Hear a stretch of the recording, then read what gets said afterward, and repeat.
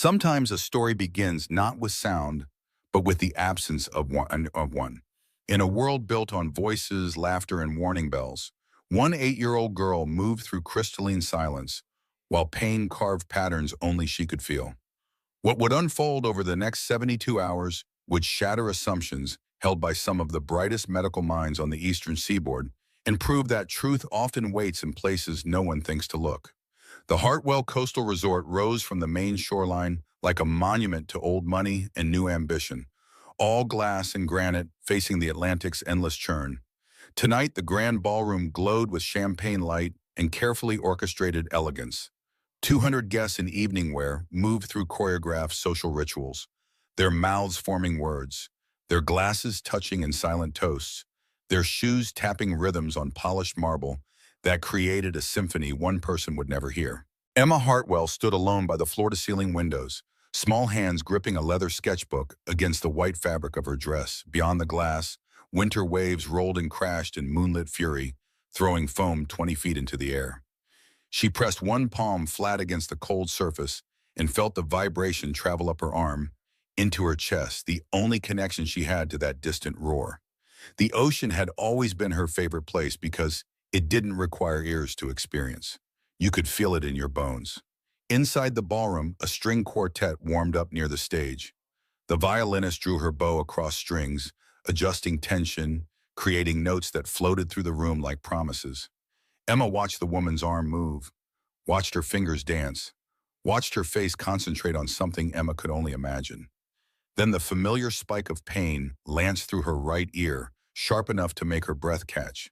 Her hand flew up instinctively, covering the source, her small face twisting before she could school it back to the careful blankness adults seemed to prefer. No one in the crowd noticed. They were too busy being important, being seen, being heard. But across the ballroom, near the service entrance where shadows pooled thick, a man in a Navy maintenance uniform paused in his inspection of an exit light. His eyes tracked the small figure by the window, registered the sudden movement, the hand to the ear, the wince she tried to hide. Something in his chest tightened with recognition he couldn't yet name. Emma opened her sketchbook with trembling fingers. The page fell to a drawing she'd worked on for weeks, adding detail whenever the ache grew too insistent to ignore. A right ear, anatomically precise for a child's rendering, surrounded by spiraling black lines that radiated outward like shockwaves. She'd learned anatomy from medical books because understanding the shape of things sometimes made them less frightening. But this shape, this source of endless, throbbing pressure, remained a mystery no book explained. She pressed harder with her pencil, darkening the spirals until the graphite began to tear the paper. The man in the maintenance uniform turned away, forcing himself back to work. First shift, new job, explicit instructions to stay invisible and professional. He adjusted his tool belt and moved down the corridor toward the electrical panel that had been flickering all week. But his mind stayed on that small figure, drawing pain with such practiced precision. Ben Torres had learned to read warning signs the hard way. 15 years as an industrial electrician had taught him that systems failed in predictable patterns if you knew where to look. A light flickering meant voltage instability. A burning smell meant insulation breaking down. A child flinching at sound while supposedly deaf meant something the textbooks had missed. He'd spent his career trusting his instincts about faulty wiring and failing infrastructure, right up until the night those instincts hadn't been enough to save the person who mattered most. The memory hit him as he knelt by the electrical panel, sudden and sharp as it always was. Sarah, his wife of 10 years, working late at the distribution warehouse because they needed the overtime. The call had come at 11:15 on a Thursday night 8 years ago. Fire department, police, words that didn't make sense arranged in sequences that shattered everything. Faulty alarm system. Building owners had ignored the maintenance reports for 18 months. By the time the sprinklers activated, the electrical fire had already consumed the data center where Sarah processed inventory logs. The rich men who owned that warehouse paid a fine that amounted to 3 days of profit. Sarah paid with her life. Ben had walked away from electrical work after that. Couldn't trust himself around systems that killed when they failed. Couldn't look at circuit breakers without seeing his wife's face. For 8 years, he drifted through manual labor jobs, each one a step down from the last. each one easier to leave when the nightmares got too loud. Now he pushed a mop at a billionaire's resort and told himself this was temporary, just until the custody hearing, just until he could prove to a judge that he deserved to have his son full-time instead of every other weekend. Dylan, 10 years old now, living with his grandmother in a two-bedroom apartment that smelled like menthol cigarettes and resignation. Smart kid, kind heart, played guitar like he was having a conversation with the instrument. He deserved better than a father who'd let grief hollow him out. He deserved the version of Ben who had once been good at his work, confident in his decisions, capable of protecting the people he loved. The tool belt felt foreign on Ben's hips after so many years away from real technical work. The resort manager had hired him specifically for his electrical background, some insurance requirement about having licensed personnel on staff. Ben had let his certifications lapse, but the knowledge remained, buried under guilt and self-doubt. He tightened a loose connection in the panel and felt muscle memory take over. His hands remembering procedures his conscious mind tried to forget. Footsteps approached from the hallway, the sharp click of expensive heels on stone. Ben glanced up to see a woman in a charcoal business suit moving with the controlled urgency of someone perpetually late for the next important thing. Victoria Hartwell, owner of this resort and 17 others scattered across 3 continents. He'd seen her photo in the employee handbook next to mission statements about excellence and service. The photo didn't capture the exhaustion around her eyes or the way she held her shoulders like she was bracing against invisible weight. Victoria swept past without acknowledging his existence, already pulling out her phone to handle whatever crisis demanded immediate attention. In her world, maintenance workers were part of the architecture, functional and forgettable. Ben had grown used to that invisibility. It made the work simpler when no one expected conversation. But he'd seen her daughter, seen the pain the child tried to hide. And something about that combination, the oblivious mother and the suffering child, scraped against old wounds Ben thought had scarred over. He finished the panel work and moved deeper into the building, checking emergency lights and exit signs in the labyrinth of service corridors that kept the resort's machinery hidden from paying guests. His radio crackled with routine traffic. Housekeeping needed extra towels in 304. Kitchen reported a refrigerator making unusual noises. The ordinary problems of a building this size, each one solvable with enough attention and the right tools. Near midnight, Ben paused outside what his facility map labeled as the family wing. Residential quarters, private spaces, absolutely off limits unless specifically called. Through a partially open door, he could see warm light spilling from what looked like a study or art room. The same scratching sound he'd heard earlier drifted into the hallway, rhythmic and insistent. Emma sat cross-legged on the floor, surrounded by colored pencils and sketch paper, working on another version of that same drawing. This one showed the ear in even greater anatomical detail, the spirals darker, more urgent. She'd added red dots radiating outward like sparks from a live wire. Between strokes, she pressed her palm against her right ear, her face scrunching with discomfort before smoothing back to concentration. Ben watched from the shadows, his electrician's mind cataloging the pattern. Pain that came in waves. Pain focused on one specific location. Pain the child had learned to document because no one else seemed interested in understanding it. He thought about the years he'd spent tracing intermittent faults, those maddening problems that only appeared under specific conditions. You had to be patient with those. You had to watch and wait and trust that the pattern would eventually reveal itself. He pulled out his phone and took a photo of the drawing, zooming in to capture the detail. Not for any clear purpose, just the instinct of a technician documenting an anomaly. Then he backed away before the child could notice his presence and feel observed in her private struggle. The employee break room smelled like burnt coffee and industrial cleaning products. Ben sat at a plastic table under fluorescent lights that hummed at 60 hertz, a sound most people filtered out but that electricians never stopped hearing. He dialed Dylan's number and waited through 3 rings before his son's voice filled the line with warmth that made Ben's chest ache. Dylan talked about his day, about school and homework, and a new song he was learning on guitar. Ben closed his eyes and just listened, letting that voice push back against 8 years of silence and grief. When Dylan asked about the new job, Ben found himself describing the little girl he'd seen, the one everyone said was deaf, but who clearly reacted to sound with pain instead of the startle reflex or simple non-response you'd expect. Dylan went quiet for a moment, thinking in that careful way he had. Then he said something that made Ben sit straighter. Remember when the doctor thought I had hearing loss, but it was just that stupid cotton swab stuck in my ear? Took them 3 visits to actually look close enough to see it. Ben's hand tightened on the phone. Yeah, I remember. Maybe you saw something they didn't, Dylan continued, his voice matter-of-fact in the way only children could be when stating obvious truths. You're good at finding problems. That's what you used to do. After they said goodnight, Ben sat in the break room for another 20 minutes, staring at the photo of Emma's drawing. The ear, the spirals, the red sparks of documented pain. He thought about his son's words, about doctors who looked but didn't see, about the difference between hearing what people said and actually listening to what they meant. His shift ended at 6 in the morning, but Ben stayed late to walk the building perimeter as dawn broke cold and clear over the Atlantic. The resort grounds were immaculate, every shrub trimmed, every path swept clean of autumn leaves. Money could buy that kind of perfection in the visible spaces, but money couldn't fix what it refused to acknowledge in the shadows. He returned home to a studio apartment 3 miles inland, small and sparse with just the essentials. On his bedside table sat a framed photo of Sarah, Dylan at age 2 in her arms, both of them laughing at something just outside the camera's view.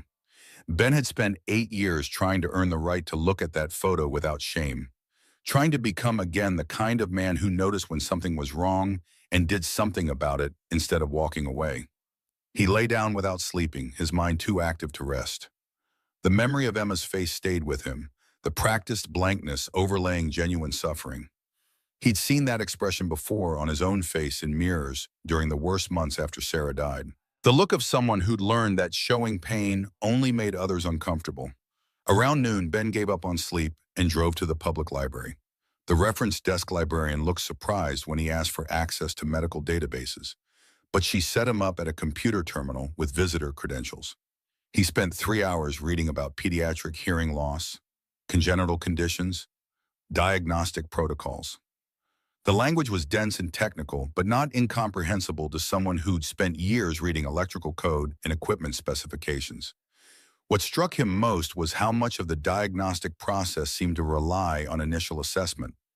Once a child was classified as congenitally deaf, every subsequent test got interpreted through that lens.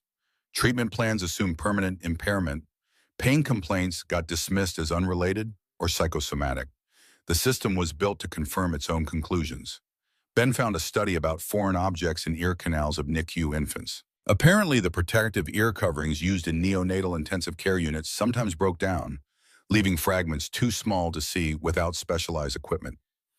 In the documented cases, children had lived for years with chronic pain, recurrent infections, and partial hearing loss, all attributed to their primary diagnosis until someone finally looked closely enough to see the actual cause. He took notes in a small spiral notebook, documenting citation numbers and key findings. It felt good to use his mind this way again, to follow a technical problem to its logical conclusion. This was what he'd been good at once, before grief had convinced him he couldn't trust his own judgment. That evening, he returned to the resort for his second shift. The manager briefed him on routine tasks and reminded him again to stay out of the family wing unless specifically called for maintenance. Ben nodded and signed the duty log, then went about his work with the same invisible efficiency expected of hired help. But he made a point to walk past Emma's art room again around 10 o'clock. She was there, same position, same drawing, same hand pressed against her ear between careful pencil strokes. The pattern held. Whatever was hurting her hurt in predictable cycles. The next day, Ben sought out Maria Chen, the interpreter who worked with Emma. He found her in a small office reviewing lesson plans, a middle-aged woman with patient eyes and quick hands that moved through sign language like a pianist playing familiar scales. He knocked on the open door frame. "Excuse me, I'm Ben Torres, new maintenance guy. I was hoping you could teach me some basic signs." Maria looked up, surprised but not unfriendly. "For work reasons or personal ones?" Ben chose honesty. "I've seen you with Emma. I don't want to scare her by talking when she can't respond. Just simple things. Sorry. Thank you. Are you okay?" Something in Maria's expression softened. She gestured to a chair. "Most people don't bother. They just talk louder and hope. Yeah, Ben said quietly. That sounds familiar. Maria taught him slowly, demonstrating each sign multiple times until his rough hands could approximate the shapes. Sorry, a fist making a circle over the heart. Thank you, fingers moving from chin outward. Pain, two index fingers twisting toward each other like opposing electrical charges. Ear, pointing to the side of his head. Right, left, the directional qualifiers that turn basic vocabulary into specific communication. Ben practiced until the movements felt less foreign, until his fingers remembered the patterns even when his conscious mind fumbled. He'd learned complex technical procedures this way, through repetition and muscle memory. Sign language followed the same principle. You built the skill one gesture at a time. Before he left Maria's office, he asked one more question. Has Emma always seemed to be in pain? Or is this getting worse? Maria's hand stilled. She's been drawing those ear pictures for 3 years. At first, just occasionally. Now almost every day. Her doctors say it's psychosomatic, phantom sensations from nerve pathways that never developed properly. Ben filed that information away. 3 years of escalating documentation. 3 years of a child trying to communicate distress through the only medium that didn't require sound. That night during his rounds, Ben deliberately timed his corridor walk to coincide with Emma's usual art room session. He made sure his tool belt clinked softly as he approached, not trying to be silent, but not announcing himself either. When he rounded the corner, she was there as expected, hunched over her sketchbook. He moved slowly into her peripheral vision, not wanting to startle her. When she looked up, he raised one hand and signed the simple greeting Maria had taught him. Hi. Emma's eyes widened slightly. She put down her pencil and watched his hands with sudden intense focus. Ben pointed to himself and fingerspelled his name slowly. Jake. Then he pointed to himself again and signed the shortened version Maria had suggested, a simple gesture that combined the letter J with a forward motion. Emma nodded once, acknowledging the introduction. Her hands moved in fluid signs Ben couldn't follow, too fast and complex for his beginner's vocabulary. But he caught the shape of a question at the end. He shook his head and signed the only honest response he knew. Sorry, learning slow. To his surprise, Emma smiled. Not a big expression, just a slight curve of her lips, but genuine. She picked up her pencil and wrote in large letters across a blank page, Emma. Then she pointed to herself and made a graceful sign, her own name rendered in a gesture he could try to remember. Ben copied the movement, clumsy but sincere. Emma's smile widened a fraction. Then she turned her sketchbook around to show him the drawings she'd been working on. The ear, the spirals, the red sparks of pain. He looked at the image for a long moment, then met her eyes and signed the question Maria had taught him. Pain? He pointed to his own ear, then gestured right, left, inviting her to specify. Emma's hand moved immediately to her right ear. She tapped it twice, emphatic. Then she held up her other hand with fingers spread, closing them one at a time in what Ben understood as a measurement of intensity. All 5 fingers, maximum pain. Ben's jaw tightened. He signed carefully. I see. Then he tapped his own chest near his heart and made a gesture of promise, even though he wasn't sure if that sign existed in formal ASL. I see you. Emma stared at him for several heartbeats. Then she reached out and touched the tool belt at his waist, her fingers brushing the canvas fabric with tentative curiosity. When he nodded permission, she examined the various pouches and loops, the assortment of screwdrivers and pliers and wire strippers that marked his trade. She pointed to a voltage tester and raised her eyebrows in question. Ben pulled it out and demonstrated, touching the probe to a nearby electrical outlet. The small LED indicator lit up red, showing live current. Emma watched with fascination, her pain momentarily forgotten in simple curiosity about how things worked. He showed her a few more tools, naming each one with basic signs and gestures, letting this small interaction create a bridge neither of them had expected to cross. When her tutor's voice called from down the hallway that lessons were resuming, Emma gathered her art supplies quickly. But before she left, she touched Ben's sleeve and signed thank you with perfect, grateful clarity. Ben watched her go, his chest tight with something he couldn't quite name. Protective instinct, maybe. Or the ghost of his electrician's conviction that every problem had a solution if you looked hard enough at the wiring underneath. The next 2 days passed in routine work assignments and careful observation. Ben kept his distance from Emma, but made sure to be visible when she used the common corridors, offering small waves and simple signs that built familiarity without intrusion.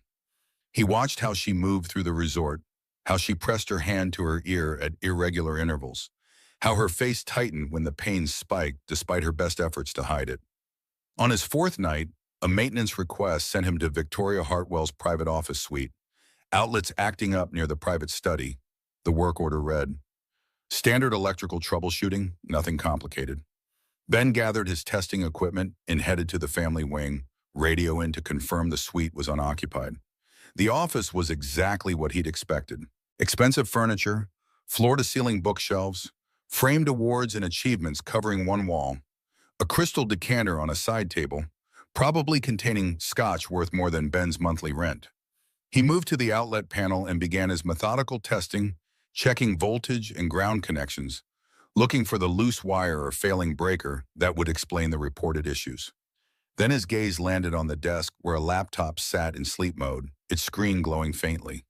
Medical imaging software, unmistakable even from across the room. And on the screen, visible because Victoria had apparently been reviewing it before stepping out, a series of ear canal cross-sections labeled with Emma's name and medical record number. Ben froze. This wasn't his business. This was private medical information, confidential and protected. But his eyes were already tracking the images on the screen, his pattern recognition instincts activating before conscious thought could stop them. 6 images, 6 different angles of Emma's right ear canal, and in each image, in the exact same relative position, a curved dark shadow hugging the canal wall. The notation beneath each scan read the same. Shadow, artifact, not clinically significant. Ben's breath went shallow. He'd spent 15 years troubleshooting electrical systems, learning to distinguish between random noise and meaningful signal. If a voltage spike appeared once on an oscilloscope, you called it static interference. If it appeared in the same position across multiple readings, you called it a fault that needed investigation. This was the same principle. Same shadow, same location, multiple scans. That wasn't artifact. That was something real. He pulled out his phone before he could second-guess the decision and took quick photos of the screen, zooming in to capture the shadow's position and the dismissive notation. Then he moved back to the outlet panel, finished the repair he'd come to do, and left the office with his heart pounding like he'd stolen something more valuable than information. Back in his apartment hours later, Ben stared at the photos on his phone. He wasn't a doctor. He had no medical training beyond basic first aid, but he knew systems, knew how components interacted, knew what it looked like when something didn't belong in a confined space. And he knew people who might be able to confirm what his instincts were screaming. Lisa Park had been an ENT nurse at Maine Medical Center for 20 years. She'd also been one of the nurses who'd helped Ben through the worst of his grief when Sarah died, when he'd spent weeks camped in hospital waiting rooms because being around her coworkers felt closer to being with her. Lisa had been kind without being pitying, practical without being cold. Ben hadn't spoken to her in years, but he still had her number buried in his old contacts. He called at 2 in the morning, knowing she worked night shifts. She answered on the second ring. Ben Torres, her voice came through tired but warm. "It's been a long time. No, I'm sorry. I need your brain for a medical question." He described what he'd seen without using names or specific details. 8-year-old girl, diagnosed congenitally deaf, recurring pain in right ear, multiple scans showing same shadow and same position, dismissed as artifact. What could cause that? Lisa was quiet for a moment, thinking. Then her voice took on the careful precision of someone walking through diagnostic logic. If a shadow appears consistently across multiple imaging angles, it's probably not artifact. Could be a foreign body. With NICU babies, we use protective ear coverings to reduce ambient noise. Sometimes those break down, leave fragments. Plastic usually. Small enough to miss on casual inspection, but large enough to cause chronic inflammation, pain, distorted hearing. How long could something like that stay in there? Lisa sighed. I've seen cases go 5, 6 years before someone thought to look closely. The child's already labeled deaf, so nobody questions the symptoms. Pain gets attributed to ear infections or growing pains. Hearing loss is explained by the primary diagnosis. It's not malicious. It's just how confirmation bias works in medicine. Ben's hands tightened on the phone. And if it's been there 8 years, then that child has been in unnecessary pain for 8 years.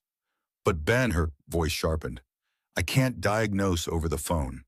I can't even speculate responsibly without seeing the patient. What you're describing is hypothetical, I understand. Thank you. He hung up and sat in the dark for a long time. The pieces fit together too perfectly to ignore. NICU baby, protective ear covering, fragment left behind. 8 years of pain attributed to a condition that might not even exist. And a mother too busy building an empire to question the experts who'd handed her a diagnosis wrapped in medical certainty. Ben knew what happened next in the normal chain of events.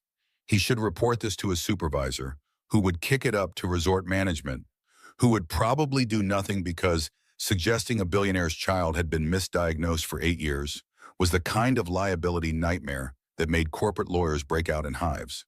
Or he could approach Victoria Hartwell directly with his concerns and risk getting fired for overstepping boundaries that were clearly marked and reinforced. Neither option felt adequate. But doing nothing, walking away, pretending he hadn't seen what he'd seen, that felt impossible.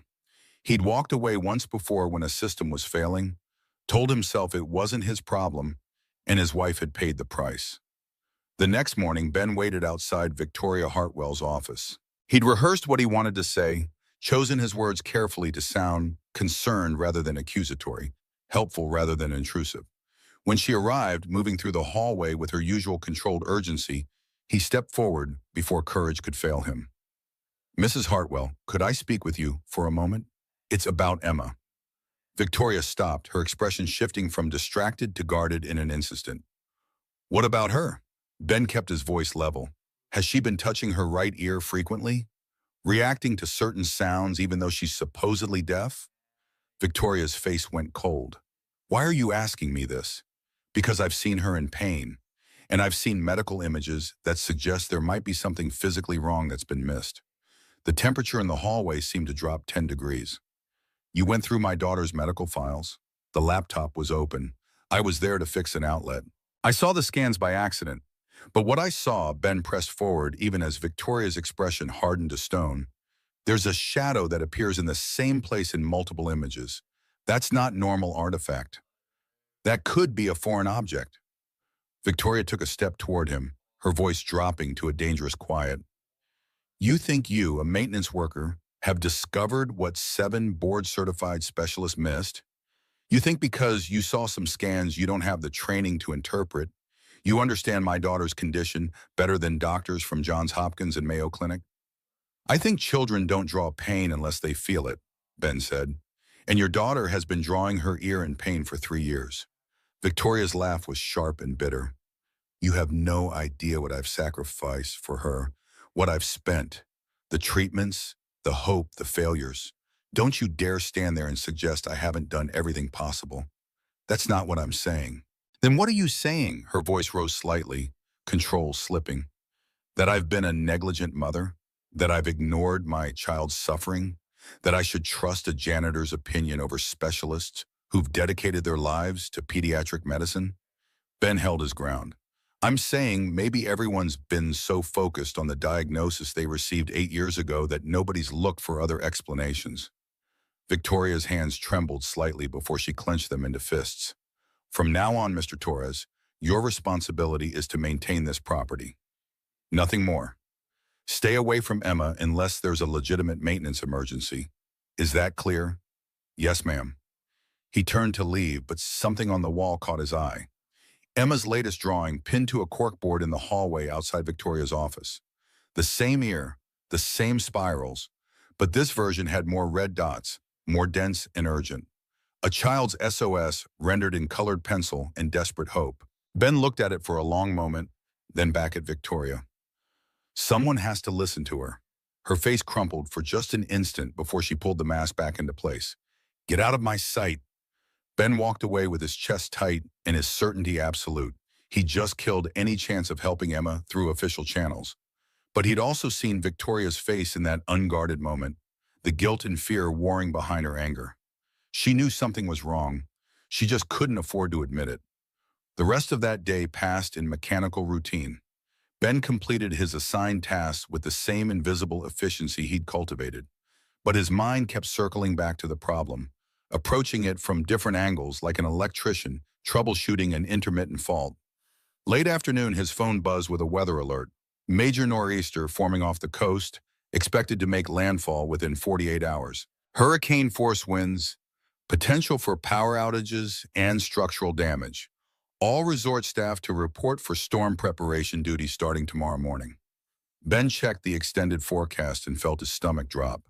The storm would hit exactly when Victoria was scheduled to fly to Europe for some experimental medical consultation.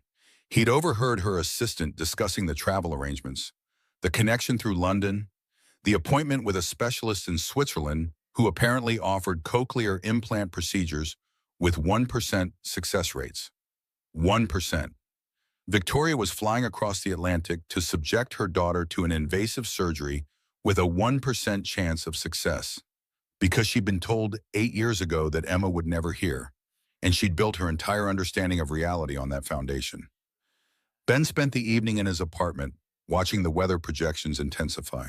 The nor'easter was strengthening faster than predicted, pulling moisture and energy from the warming Atlantic. By tomorrow night, it would be a full-scale coastal storm, the kind that knocked out power for days and reminded humans that some forces couldn't be controlled by money or determination. He thought about Emma, alone in that big resort with her mother chasing false hope in Europe. He thought about his son Dylan, safe in his grandmother's apartment, but still waiting for a father who could prove himself reliable. He thought about Sarah, dead because people with authority had ignored warning signs until it was too late. The decision crystallized with the same certainty he used to feel when tracking down a dangerous electrical fault. You couldn't walk away from a system on the edge of catastrophic failure. You couldn't tell yourself it wasn't your problem when you were the only one who saw the danger. Tomorrow he'd show up for storm prep duty like every other employee. But he'd also position himself close to Emma's wing of the resort, close enough to respond if the system finally failed in the way he suspected it would, because 8 years of misdiagnosis couldn't continue indefinitely. Something would give, and when it did, Ben intended to be there. He called Dylan before bed, needing to hear his son's voice, needing the reminder of what he was trying to become again. Dylan talked about a math test and a new guitar chord progression. His enthusiasm infectious even through the phone's compressed audio. Before they hung up, Ben said something he hadn't said in years. "I'm proud of you, son. You're turning into someone I admire." Dylan's voice went soft. "Thanks, Dad. You're someone I admire too." After the call ended, Ben sat in the dark and let himself feel the weight of that trust. A 10-year-old's faith that his father was still the kind of man worth admiring. It was terrifying and precious in equal measure. The next morning dawned gray and restless, the wind already picking up as the storm's outer bands began to reach inland. Ben reported to the resort at 6 a.m. and spent the day securing outdoor furniture, checking generator connections, testing emergency lighting systems. The work was familiar and grounding, each task completed with the careful attention that had once defined his professional life. Around midday, he saw Victoria's car pull up to the main entrance, luggage loaded in the trunk. Emma appeared in the doorway of the main building, small and alone, one hand pressed against the glass as her mother climbed into the back seat. Their goodbye had apparently already happened inside, private and insufficient. Ben watched from across the parking area as Victoria's car pulled away toward the airport. Emma stood at the window for a long time after it disappeared, her hands still flat against the cold glass. Then she turned and walked back into the building, shoulders hunched against burdens no 8-year-old should carry. The storm moved closer. By afternoon, the first raindrops began to fall, sporadic and heavy. By evening, the wind had picked up to 30 miles per hour, rattling windows and finding every gap in the building's weather ceiling. The resort manager gathered all staff for a final briefing, emphasizing that tonight they were responsible for guest safety and property protection. No one went home until the storm passed. Ben suited up in his rain gear and began the first of what would be many rounds through the building, checking sump pumps in the basement, verifying generator fuel levels, testing battery backups on critical systems. The methodical work of someone who understood that prevention was always easier than emergency response. But with each circuit through the building, he made sure his path took him past Emma's wing, past her art room where she'd retreated with her tutor, past the family living quarters where she'd eventually try to sleep while the storm raged outside. He wasn't violating Victoria's order to stay away. He was just doing his job with unusual thoroughness. Around 9 p.m., the power flickered for the first time. Lights dimmed, stabilized, dimmed again. Ben checked his radio and heard reports coming in from across the resort. Guests were nervous. The backup generator was online but struggling with the load. The wind had increased to 50 miles per hour and still climbing. Ben headed to the main electrical room to monitor the systems personally. But on the way out, passing through the corridor near Emma's wing, he heard it. A faint sound, barely audible over the storm's roar. The scratch, scratch, scratch of pencil on paper. He paused, listening. The sound came from Emma's art room, the door slightly ajar. He shouldn't look. He'd been ordered to stay away. But something in that desperate scratching pulled him forward. Emma sat on the floor, surrounded by drawings. Dozens of them, all variations on the same theme. The ear, the spirals, the red dots. But these were different, more frantic, the lines darker and more chaotic. She was pressing the pencil so hard, it tore the paper in places. Her small face twisted with pain she could no longer hide. Ben's chest constricted. This was it. The system failing. The warning signs everyone else had ignored finally reaching critical mass. The lights flickered again, held, then died completely. Emergency lighting kicked in a moment later, casting everything in dim greenish half-light. Through the window, lightning forked across the sky, and even Emma seemed to feel its concussive force through the building structure. She dropped her pencil and pressed both hands against her right ear, her mouth opening in what might have been a scream if she'd ever learned how to make that sound. Ben moved into the room before conscious thought could stop him. He knelt beside her and gently touched her shoulder to get her attention. When she looked up, her eyes were glazed with pain and fear. He signed quickly. Pain? Here? She nodded frantically, hands still covering her ear. Ben made a decision that would change all their lives. He signed with careful deliberation. I help, okay? Emma stared at him for several heartbeats. Then slowly, desperately, she nodded. Ben pulled out his phone and switched on the flashlight app.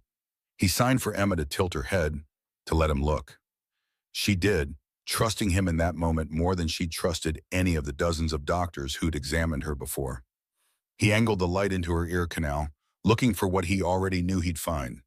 And there it was, a curved piece of dark plastic, maybe 8 millimeters long, wedged against the canal wall and hugging it so closely that casual inspection would miss it completely. The kind of thing that would show up on imaging as a shadow. The kind thing that would cause 8 years of chronic pain and partial hearing loss while everyone focused on a diagnosis that had never been accurate. Ben pulled back, his hands shaking. He took a photo with his phone, documenting what he'd seen. Then he looked at Emma's tear-streaked face and signed the words that would set everything in motion. We go hospital. Now. Fix this. The lights flickered again. The storm hammered at the building with increasing fury. And somewhere 50 miles away, in an airport terminal, Victoria Hartwell was boarding a plane to chase hope in the wrong direction, while the real answer waited in her daughter's ear, finally seen by someone who'd refused to stop looking. Ben gathered Emma in his arms and stood, feeling the weight of responsibility and terrible clarity. He'd just crossed a line that couldn't be uncrossed. But some lines existed to be crossed when children were suffering and systems were failing, and 8 years of pain demanded an end. He carried Emma toward the garage, toward his truck, toward the hospital and the storm, and whatever consequences would follow. Behind them, the resort's emergency system strained against the darkness. Ahead, lightning split the sky in jagged brilliance. And in Emma's right ear, invisible to everyone except the maintenance man who'd learned to trust his instincts about failing systems, a fragment of plastic that should have been removed 8 years ago waited to give up its hold on a child's life. 3 weeks after the extraction, Emma sat in the Hartwell Foundation's newly established offices, a converted wing of the resort that had been transformed into something purposeful beyond luxury. The walls displayed children's artwork, testimonials from families, medical equipment donated by manufacturers who'd seen the news coverage and wanted association with redemption rather than negligence. Victoria stood at the conference table reviewing settlement papers her lawyers had prepared with increasing urgency. The original NICU hospital had raised their offer to $25 million. The paperwork gleamed with legal precision, each clause designed to ensure silence, to bury the story under confidentiality agreements that would protect institutional reputations while condemning unknown numbers of children to continued suffering. Emma watched her mother from across the room, not understanding the words but reading the tension in the shoulders that had learned to carry impossible weight. She'd been practicing speech with her therapist every day, her vocabulary expanding in halting increments. Simple phrases came easier now. Full sentences remained a struggle that required concentration and courage in equal measure. Ben entered carrying coffee for Victoria and hot chocolate for Emma. He'd started officially 3 days ago, his new role giving him access to spaces and conversations he'd only glimpsed from maintenance quarters. The transition from invisible worker to decision maker still felt surreal, like wearing someone else's clothes that happened to fit. Victoria accepted the coffee without looking up. They're threatening to go public with Emma's complete medical history. Every examination, every test result, every moment of her childhood they documented. They'll paint us as opportunistic, money-hungry, exploiting a minor medical oversight for publicity. Ben set Emma's hot chocolate down and signed a greeting she returned with growing fluency. Then he turned his attention to Victoria's crisis. Are they allowed to release her records? HIPAA has exceptions for legal proceedings. They'll argue this is a liability case, that full disclosure is necessary for their defense. So call their bluff. Ben's voice carried the flat certainty of someone who'd stopped being impressed by institutional intimidation. Tell them you're holding a press conference either way. Let them choose whether they want to be part of the solution or the story about why solutions were necessary. Victoria finally looked up. You want me to go public before they do? I want you to control the narrative. Tell Emma's story on your terms, not theirs. Use it to launch the foundation properly. Make them choose between fighting you in court or joining you in fixing the system that failed. The words settled between them like pieces on a chessboard, strategy replacing panic. Victoria's CEO instincts kicked in, the same mind that had built an empire now applying itself to tearing down institutional indifference. She picked up her phone and dialed her communications director. Schedule a press conference for Friday. Hartwell Resort, main ballroom. National media, medical journals, patient advocacy groups. We're announcing the foundation and telling Emma's complete story. No holds barred. After she disconnected, Victoria looked at Ben with something approaching respect that had nothing to do with gratitude. You've done this before. Gone up against institutions. Ben thought about labor disputes, safety violations he'd reported despite pressure to stay quiet, the complaints he'd filed after Sarah's death that had gone nowhere but taught him how power protected itself. I've lost a lot of those fights, but I learned what happens when you let fear make you silent. Emma stood and crossed to her mother, tapping Victoria's arm for attention. When Victoria turned, Emma signed slowly, deliberately, then pushed sound through the words she'd practiced with her therapist. Tell my story. Her voice still carried that rough unfamiliarity, consonants uncertain, but determination made each syllable clear. Help other kids. Victoria's eyes filled, but she didn't look away from her daughter's steady gaze. You're sure? It means cameras, questions, people knowing everything about what you went through. Emma nodded with the kind of certainty that came from 8 years of pain finally finding purpose. She signed additional words Ben couldn't follow, and Victoria translated. She says she was silent long enough. Time to make noise. Friday arrived with media trucks lining the resort's circular drive and satellite uplinks dotting the parking area like mechanical flowers reaching toward communication satellites. Ben watched the setup from the foundation offices, his stomach tight with an anxiety he couldn't quite name. This wasn't his world. He understood circuits and systems, not cameras, and carefully crafted statements designed for maximum impact. Dylan had taken the bus up from his grandmother's apartment, his guitar case slung over one shoulder, and excitement radiating from his entire posture. Victoria had suggested he attend, said Emma had been asking about him, wanted him present for this moment. Ben suspected his son's presence was as much for him as for Emma, an anchor to keep him grounded when institutional pressure tried to sweep them all aside. His son found him in the makeshift green room where Emma was getting prepared. Dylan's eyes went wide at the sight of Emma in a simple blue dress, her hair carefully styled, the visible hearing aid in her right ear worn like a badge rather than hidden in shame. She can really hear now? Dylan's voice dropped to respectful quiet. About 70% in the right ear, more in the left, Ben explained. Still improving every day. Emma spotted Dylan and her face transformed with the kind of unguarded joy that hadn't been possible when everything hurt. She signed a greeting Maria had taught her, then spoke aloud. Hi, Dylan, you brought guitar? Dylan grinned and hoisted his case. Thought maybe after all this is done, I could play you something, if you want. Emma's nod was enthusiastic enough to make her wince slightly, the ears still tender from lingering inflammation. Want. Very. Want. The ballroom filled rapidly, 200 seats claimed by journalists whose careers depended on finding stories that mattered to audiences, growing numb to manufactured outrage. Ben recognized the setup from news coverage he'd seen over the years. The podium bristling with microphones, the cameras positioned for optimal angles, the low murmur of professionals assessing whether this story warranted the disruption to their schedules. Victoria entered from a side door, her bearing that of someone who'd negotiated billion-dollar deals and wasn't intimidated by public scrutiny. But Ben saw the tremor in her hands before she gripped the podium, the way she glanced back to confirm Emma was close enough to reach if courage failed. She began with facts. Her name, her company, her daughter's diagnosis 8 years prior. The timeline of specialists consulted, treatments attempted, hope methodically crushed by expert consensus. Her voice remained steady through the recitation, professional distance maintaining composure. Then she deviated from the prepared remarks her PR team had drafted. I spent $4 million trying to fix my daughter. I flew to 3 continents, chasing experimental treatments. I trusted the most credentialed specialists in pediatric medicine.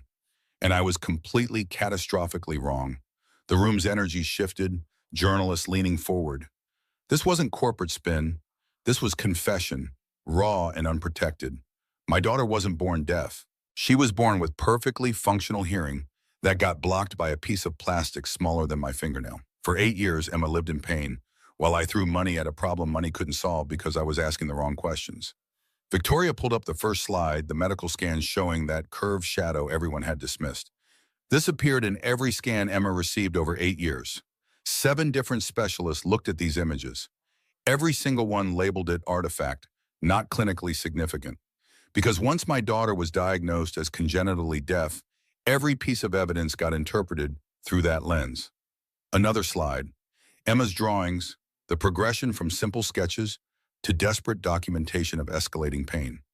She was trying to tell us. For 3 years, she drew maps of her suffering. We thought it was therapeutic art processing her disability. We never considered she was creating medical evidence because no one else would listen. The journalists were typing frantically now. The story's scope expanding beyond simple misdiagnosis into systemic failure. Victoria clicked to the next slide, showing the extracted fragment in its specimen container. This is what caused 8 years of pain. Industrial plastic from NICU protective equipment, broken down and lodged where routine examination wouldn't find it. And this, Victoria's voice hardened, is the person who finally discovered it. She gestured toward the wings where Ben stood with Dylan and Emma. Ben Torres, not a doctor, not a specialist, a maintenance worker who'd been on the job for 4 days and had the audacity to trust his eyes over everyone else's credentials. Ben felt every camera in the room swivel toward him. His instinct was to step back and to fade into shadows where hired help belonged. But Emma's small hand found his, gripping tight, and Dylan pressed against his other side. His family assembled from broken pieces that had somehow fused into something stronger than what came before. Victoria continued. Ben saw what we refused to see. He questioned what we'd stopped questioning. He acted when everyone else walked past. And because of him, my daughter can hear. Because of him, I finally listened. The ballroom erupted with questions, voices overlapping in professional aggression. Victoria raised a hand for silence and got it through sheer force of presence. Emma wants to speak. Everything else can wait. The room fell silent as Emma stepped up to the podium, Maria beside her ready to translate if speech failed. But Emma had practiced this, rehearsed it with her therapist until the words felt almost natural. She gripped the microphone with both hands and looked out at 200 strangers waiting to judge her story's worth. Hello, my name is Emma. The room held collective breath, aware they were witnessing something beyond news cycle fodder. Emma pushed forward, each word requiring conscious effort. People say I was born deaf, but I was just not heard. The phrase landed with the weight of poetry, simple words arranged to cut through professional cynicism. Emma's voice gained slight confidence, muscle memory starting to override fear. I drew pictures, my ear, the pain. Nobody asked what it meant. Then Ben looked. He listened. She turned to find Ben Varshti in the wings and gestured for him to join her. He shook his head. This was Emma's moment, but she gestured again with the kind of insistence that didn't accept refusal. Ben walked out to scattered applause, feeling exposed and unworthy in equal measure. Emma continued, her hand finding his sleeve the way it had that first night when everything changed. He is not doctor. He is person who cares. That matters more. The applause started as a ripple and built to genuine warmth. Journalists responding to authentic emotion in a medium drowning in manufactured sentiment. Emma wasn't finished. My mom is making foundation to help kids like me, kids nobody listens to. She looked up at Victoria standing behind the podium. I love you, Mom. Thank you for finally hearing. Victoria abandoned all pretense of professional composure and pulled Emma into an embrace that cameras captured from every angle. The image would run on evening news nationwide, mother and daughter reunited by truth that should have been obvious 8 years earlier. The press conference continued for another hour, questions ranging from medical specifics to legal implications to foundation operational details. But the story's core had already been established. A child suffering, a system failing, a maintenance worker succeeding where experts hadn't. The narrative was too perfect for news cycles to resist. Afterward, in the relative quiet of the foundation offices, Dylan unpacked his guitar while Emma watched with anticipation that made her seem younger than her 8 years. Ben and Victoria sat nearby, exhausted from performance anxiety finally released. You did well up there. Victoria's voice carried genuine admiration. Most adults couldn't handle that kind of pressure. Had good practice, Ben gestured toward Emma. She's been performing courage every day of her life. Dylan tuned his guitar with the casual expertise of someone who'd made the instrument an extension of thought. He looked at Emma. Any requests, or you want to hear something new? Emma signed, then pushed for words. You choose. I want hear you. Dylan began playing a melody he'd composed himself, something gentle and complex that spoke to hours of practice and natural musicality. The notes filled the space, each one a gift Emma had been denied until recently. She closed her eyes and just listened, her face transforming into an expression Ben had never seen before. Pure contentment without the shadow of pain. When Dylan finished, Emma opened her eyes with tears streaming down her face. Beautiful. So beautiful. Dylan grinned and launched into something more upbeat, a folk tune with intricate finger-picking that made the guitar sound like multiple instruments. Emma started moving to the rhythm, not quite dancing, but swaying in time to music she could finally experience as intended. Victoria watched her daughter discover joy through sound and felt the weight of 8 wasted years pressed down like physical mass. Ben noticed the shift in her expression, the way guilt could ambush even in moments designed for celebration. She's okay, he offered quietly. More than okay. But she wasn't. Victoria's voice barely rose above whisper. For 8 years, she wasn't okay, and I was too blind to see it. You see now, that's what matters.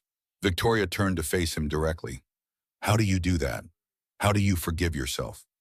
Ben thought about 8 years of his own, the nights he'd spent convincing himself Sarah's death wasn't his fault, while knowing he should have checked that warehouse's safety system sooner. I just try to be present enough now that the past can't steal everything. The words hung between them, honest enough to hurt. Victoria nodded slowly, accepting wisdom from someone whose resume wouldn't suggest he possessed it. The Foundation's first board meeting convened the following week.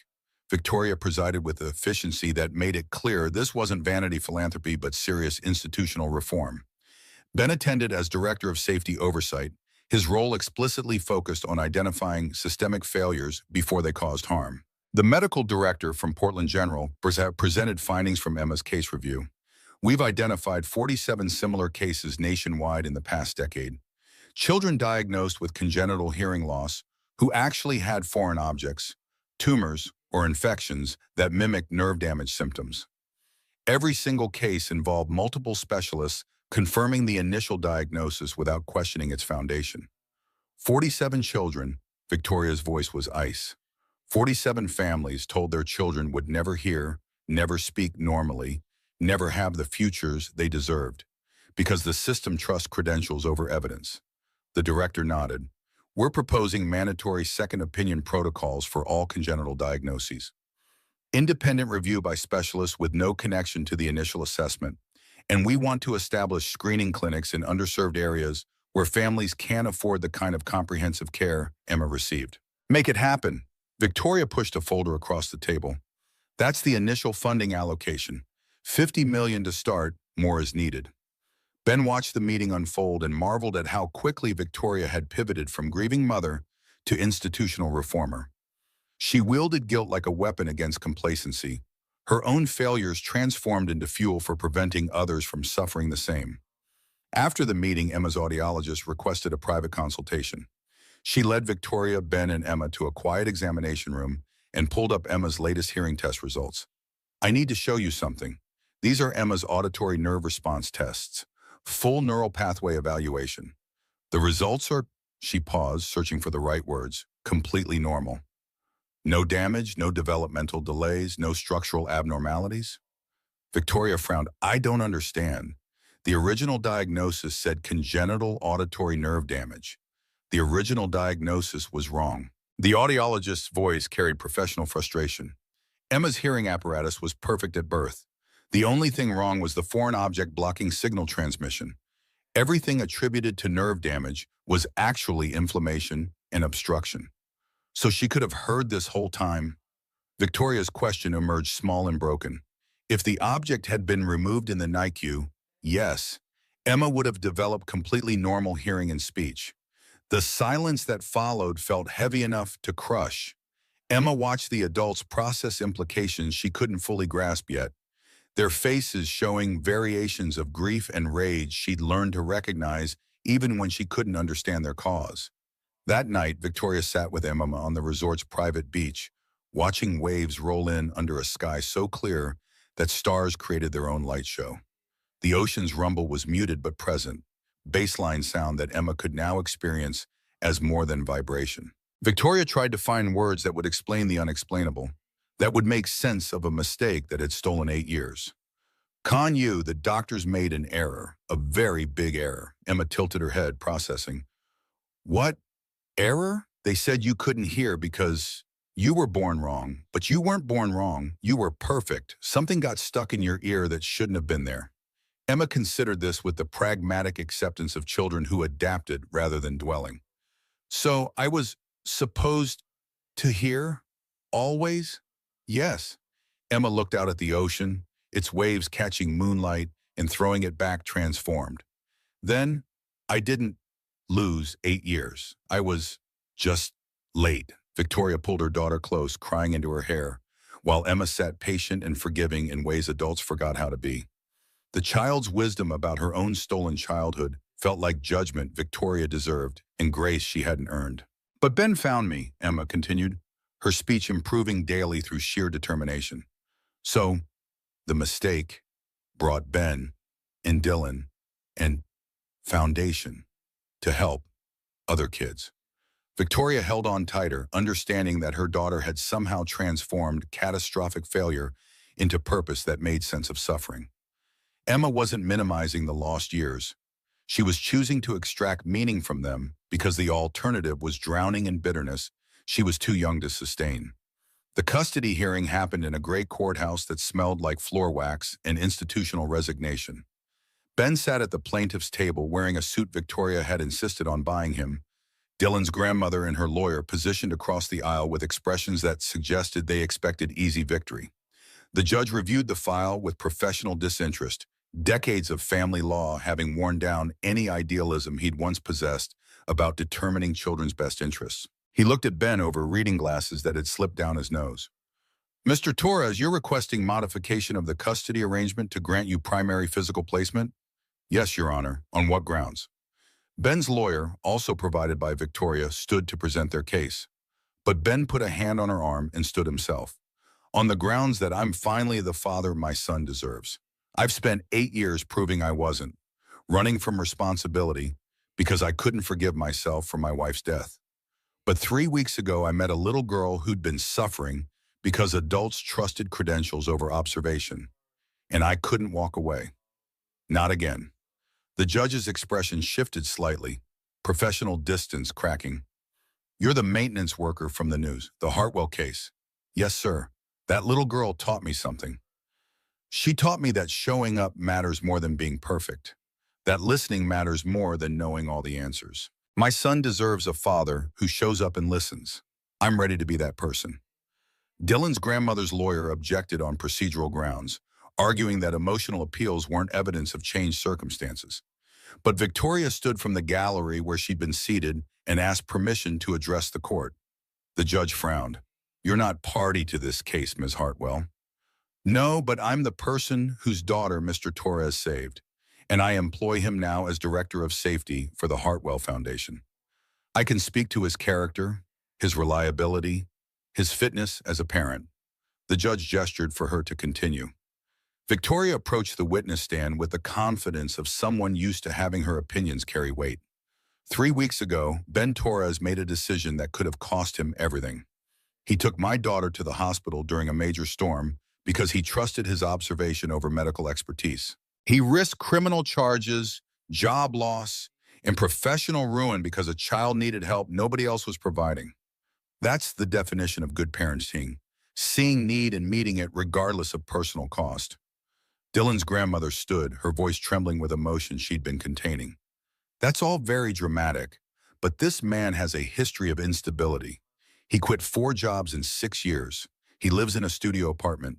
He couldn't even keep custody of his own child when his wife died." Victoria didn't flinch. "He quit jobs that demanded he ignore safety violations. He lives modestly because he sends money to support his son. And he lost custody because grief made him unstable 8 years ago. We're discussing now, not then. Judge, I'm offering employment, housing assistance, and character testimony. Ben Torres is the most principled person I've met in 2 decades of business. His son deserves to be with him." The judge looked at Dylan, sitting between his grandmother and the social worker assigned to his case. "Son, you're old enough to have an opinion. Where do you want to live?" Dylan's voice came steady and clear. "With my dad. He's been getting better for years. Everyone just stopped noticing. And now he's helping people. I want to be around someone who helps people instead of someone who's just scared all the time." The grandmother flinched but didn't argue. The judge reviewed his notes, made some calculations Ben couldn't see, then delivered judgment with the exhausted authority of someone who'd made 1,000 similar decisions. "I'm granting primary physical placement to Miss Torres, effective immediately. Grandmother retains visitation rights every other weekend and alternating holidays. We'll review the arrangement in 6 months to ensure it's serving the child's best interests." Ben's chest went tight. Dylan launched from his chair and wrapped around his father with the kind of desperate relief that suggested he'd been holding his breath for 8 years too. Over his son's head, Ben met Victoria's eyes and mouthed "thank you." She nodded once, satisfaction and solidarity combined. Dylan moved in the following weekend, his belongings fitting into Ben's truck with room to spare. The apartment Victoria's foundation provided wasn't large, but it had 2 bedrooms and windows that caught morning light. Dylan claimed the smaller bedroom and immediately covered one wall with posters of guitar legends and space exploration missions that spoke to aspirations Ben wanted desperately to help nurture. That first night, Ben cooked dinner while Dylan practiced guitar in his room. The normalcy of it felt surreal, domestic routine he'd thought was gone forever. When they sat down to eat spaghetti that wasn't great but was made with effort, Dylan looked across the table with eyes too old for 10 years. Thanks for not giving up, Dad. Ben's throat closed around words he couldn't quite form. Finally, he managed, thanks for believing I could do this. They ate in comfortable silence, the kind that came from knowing each other well enough that words weren't always necessary. After dinner, Dylan asked if they could visit Emma. He wanted to play more music for her, said he had been working on something special. They drove to the resort where Victoria had given them standing permission to visit. Emma's room had been moved to a suite near the foundation offices, her art supplies and therapy equipment creating organized chaos that spoke to a childhood finally allowed to be messy and creative. Emma lit up when she saw Dylan, her speech improving enough that full sentences came more naturally. Dylan, you came. I've been practicing words for you. Dylan grinned and pulled out his guitar. And I've been practicing songs for you. Fair trade? Emma nodded enthusiastically. Victoria appeared in the doorway, having been working late in the foundation offices. She smiled at the scene, her daughter surrounded by friendship that transcended the isolation deafness had imposed. Dylan began playing a melody he'd spent 2 weeks composing. It had movements that spoke to pain, transforming into joy. Silence giving way to sound. Loneliness finding connection. Emma listened with complete focus, her eyes closed and her hands moving slightly as if trying to catch notes floating through the air. When the final chord faded, Emma opened her eyes with tears streaming freely. That was your mom's song, wasn't it? Dylan's composure cracked slightly. How did you know it had sadness, but also hope, like someone you love is gone, but you remember the good parts? Dylan nodded, unable to speak. Emma crossed to him and hugged him with the fierce protectiveness of someone who understood loss even if the details differed. Ben watched his son accept comfort from a child who'd been a stranger 3 weeks ago and felt something fundamental shift in his understanding of family. Victoria moved to stand beside Ben, both of them witnesses to healing that had nothing to do with medical intervention. Look at them, her voice carried wonder. Creating beauty from all our failures. Not failures, Ben corrected gently, just detours we had to take to get here. Victoria turned to face him directly. You really believe that? That 8 years of Emma's pain and your grief were necessary to reach this moment? Ben thought about the question, about whether he'd trade those years if he could. Not necessary, just what happened. We can either let it destroy us or use it to build something better.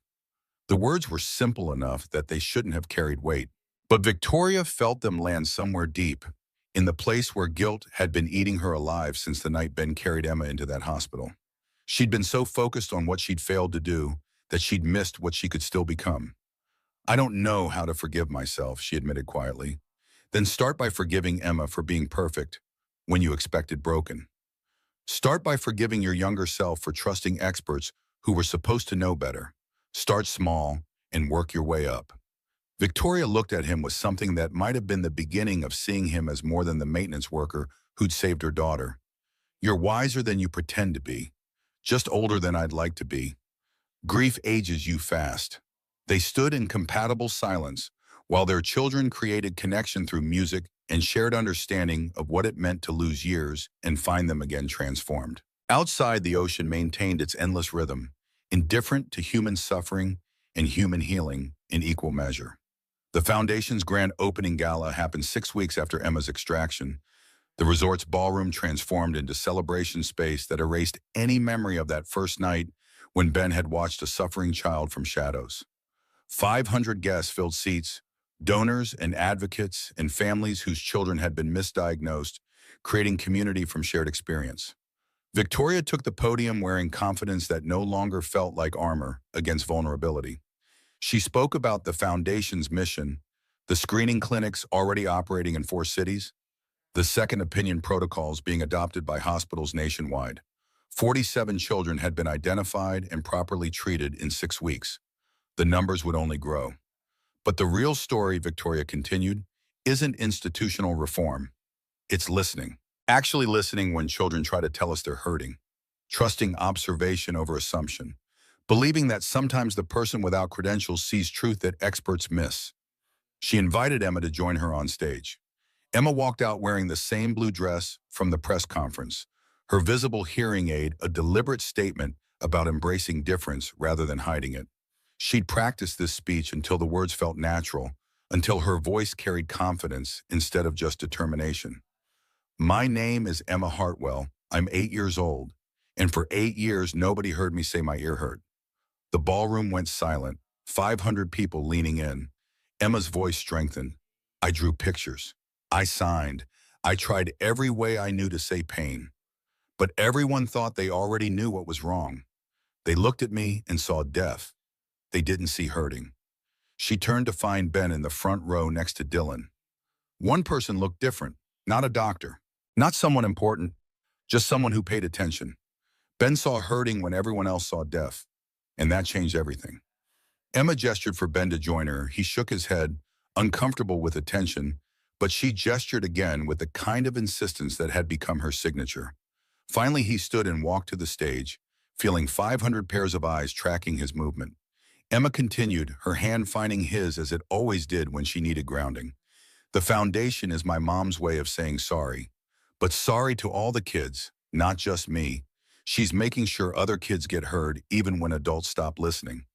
The applause started before she finished, building to genuine warmth that acknowledged truth more powerful than any carefully crafted speech could deliver. Victoria embraced her daughter while cameras captured the moment for tomorrow's headlines. Ben stepped back, giving them space, but Emma pulled him into the embrace, creating a family portrait that defied easy categorization. Later that night, after the gala wound down and guests departed with foundation literature and commitment forms, Ben found Victoria on the resort's terrace overlooking the ocean. She changed into casual clothes that made her look less like a CEO and more like a mother still learning how to carry success built on failure's foundation. Hell of a night, Ben offered. Victoria smiled without turning. Dylan's playing guitar for Emma in her room. Maria's supervising. I thought they could use some time without adults hovering. Good call. Kid needs normal friendship more than medical supervision. Victoria finally faced him. I owe you more than a bow and a character reference. You don't owe me anything. Emma's hearing now. That's payment enough. But it's not, is it? Victoria's voice carried something beyond gratitude. You gave me my daughter back. You gave her a chance at the childhood she was supposed to have. How do I even begin to repay that? Ben leaned against the terrace railing, considering the question.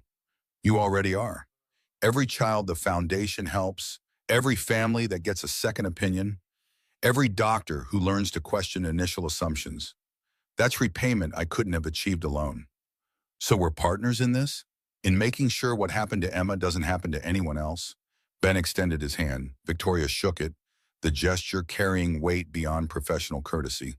Partners in reform, partners in listening, partners in believing children over credentials when the evidence demands it.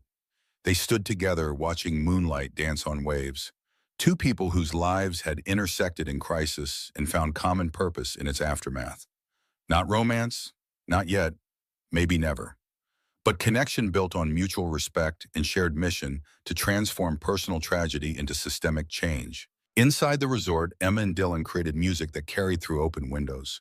Guitar notes and tentative singing combining into something beautiful and imperfect. The sound of children discovering joy in the wreckage adults had made of their early years. The sound of healing, finally loud enough for everyone to hear. 5 months after the extraction, Emma's speech therapist declared her ready for mainstream education.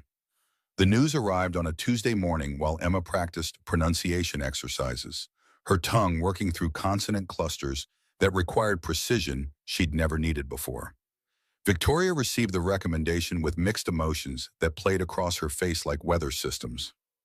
Pride that her daughter had progressed so rapidly. Fear that the world beyond the resort's protective bubble wouldn't be kind. Guilt that Emma was entering 3rd grade with the social development of a child who'd been isolated for years. Emma seemed unconcerned about the complications adults invented. She'd asked repeatedly about school, about other children, about the normal life that had been promised but never delivered. Now that promise was taking concrete form, and she approached it with the same pragmatic courage she'd shown through every other challenge. The local private academy had been carefully selected. Small class sizes, teachers trained in supporting children with hearing differences, a commitment to inclusion that went beyond legal requirement into genuine philosophy. Victoria had visited 3 times, interviewed staff, reviewed curricula with the intensity she'd once reserved for acquisition targets. Ben accompanied them on the first day, his presence requested by Emma, who'd made clear that her family now included more than biology suggested. Dylan came too, taking a personal day from his own school to support someone who'd become more than friend, something close to sister in the way children built families from choice rather than blood. Emma wore her hearing aid openly, the small device a statement about embracing what made her different rather than hiding it. Victoria had offered more discreet options, technology that could be nearly invisible, but Emma had refused with characteristic directness. Everyone needs to see I'm learning to hear. If they don't know, they can't help. The Academy's lobby smelled like new textbooks and institutional optimism. Emma's third-grade teacher, Ms. Rodriguez, greeted them with warmth that seemed genuine rather than performative. She knelt to Emma's level and spoke clearly, her face positioned so Emma could see her lips. I'm very excited to have you in my class. We've all been practicing some sign language to help you feel welcome. Emma's face transformed with surprised delight. You learned, for me, the whole class. Ms. Rodriguez gestured toward her classroom where small faces pressed against the window, curious and welcoming. We figured communication works better when everyone makes the effort. Inside the classroom, 23 children sat at desks arranged in clusters that encouraged collaboration. When Emma entered, they didn't stare at her hearing aid or whisper questions behind hands. Instead, a girl near the front signed a greeting that Emma recognized and returned, her confidence growing with each gesture that landed correctly. Victoria watched from the doorway, her throat tight with emotions she couldn't name. Ben stood beside her, Dylan pressed against his other side, all of them witnessing a moment that should have happened years ago, but still carried weight arriving late. She's going to be fine, Ben offered quietly. Victoria nodded, not trusting her voice. After a moment she managed, I never imagined she'd have this. Normal childhood things. Friends, school. The future I'd convinced myself was impossible. Nothing's impossible. Just sometimes we believe the wrong people about what can't be done. The classroom door closed gently, sealing Emma inside a world Victoria couldn't control or protect her from.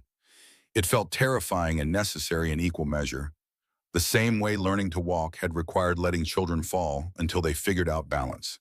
Dylan settled into Ben's apartment with the ease of someone who'd been waiting for home to materialize. His belongings expanded to fill available space, guitar picks appearing in unexpected places, sheet music colonizing the coffee table, the particular kind of creative chaos that came with musicality. Ben discovered new rhythms in domestic life, making breakfast before school, checking homework that involved math he'd forgotten and history he'd never learned properly.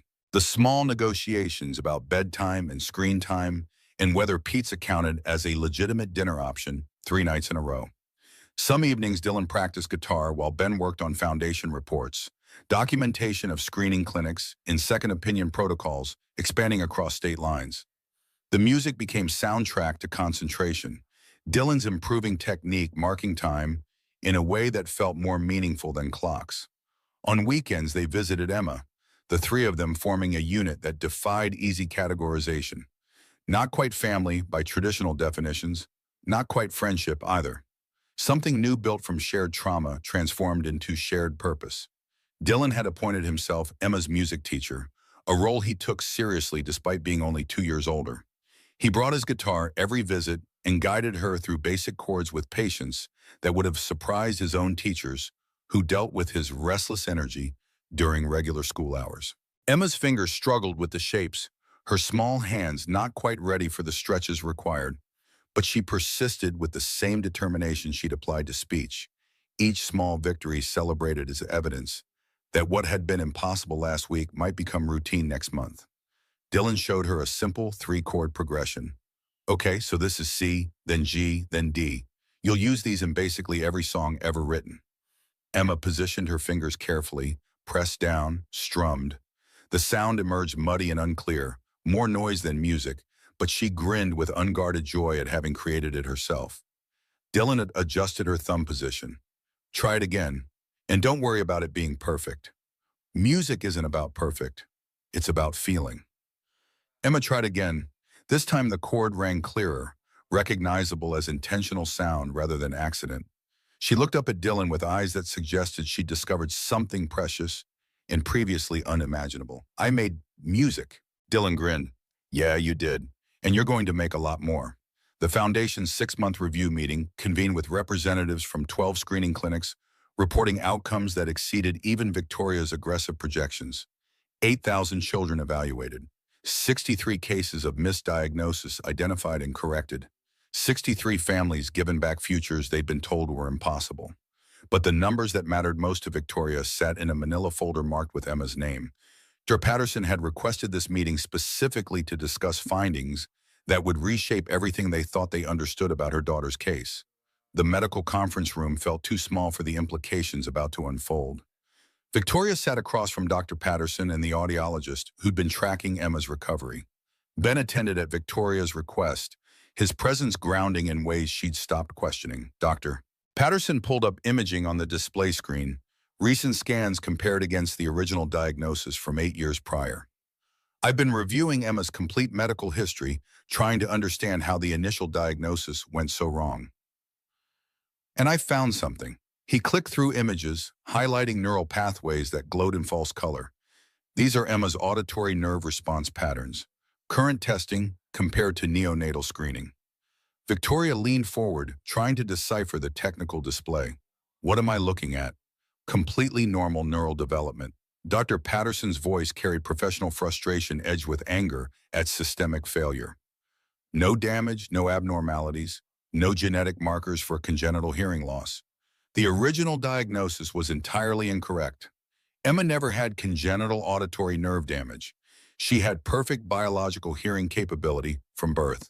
The words seemed to echo in the small room, their implications too large for the space. Victoria felt something cold settle in her chest, spreading outward until her hands trembled against the armrests.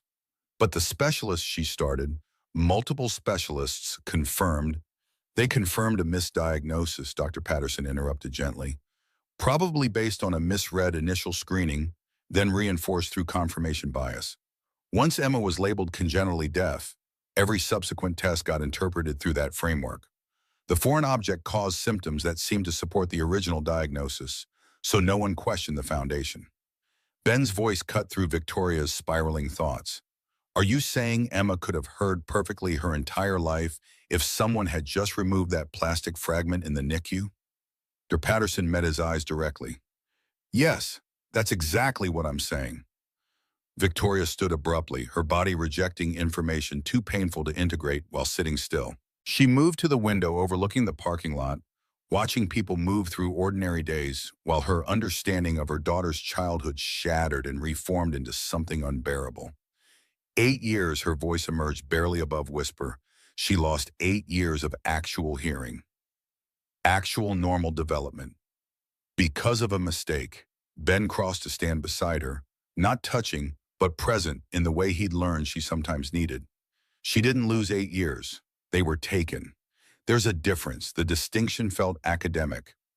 Victoria pressed her forehead against the cool glass and tried to imagine telling Emma this truth, explaining that the deafness that had defined her childhood had never been real, had always been preventable, had resulted from human error compounded by institutional arrogance.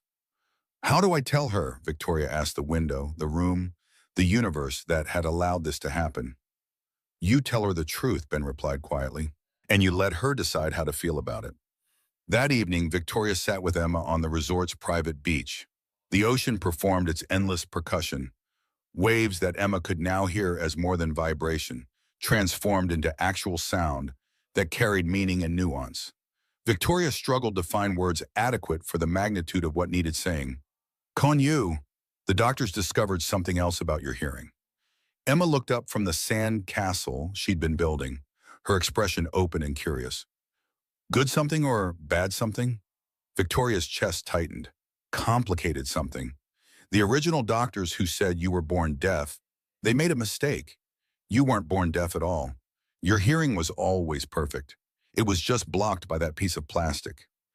Emma considered this with the seriousness she brought to important topics. So I was supposed to hear? The whole time? Yes, Emma returned to her sandcastle, patting walls smooth with methodical care. That means I didn't lose 8 years. I was just late to hearing. The words struck Victoria with unexpected force, her daughter's wisdom cutting through guilt and rage to something approaching acceptance. But Emma, you miss so much. Sounds, conversations, music, everything children should experience. Emma looked up again, her eyes holding steady on her mother's face. But now I get them. And I know they're special because I didn't always have them.